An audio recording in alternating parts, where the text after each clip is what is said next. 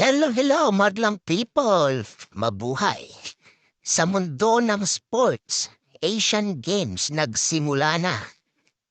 Unang laro ng Philippine men's volleyball against Indonesia.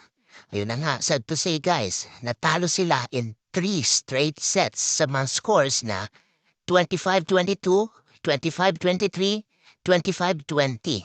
Pinamunahan ng Team Pilipinas ni Brian Bagunas na nag-score ng 17 points and 9 point each kay Rotter at Espejo.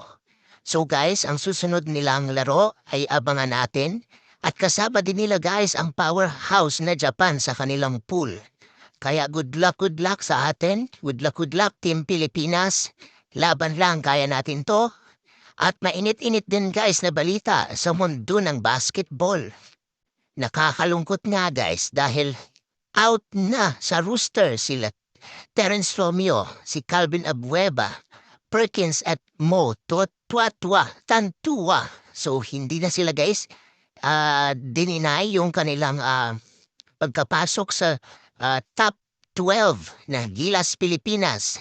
At sa mundo naman ng football, maaarangkada na rin guys at sasabak muli matapos ang kanilang successful FIFA World Cup appearance ang Team Filipina sa ating Asian Games. So abang-abang tayo guys, keep updated sa aking mga posts, sa aking mga videos kasi ibibigay ko sa inyo ang mga latest sa mundo ng Asian Games. So yun lang muna guys and keep supporting my Facebook page. Hit like, comment, and share. So sana yun lang muna guys and salamat!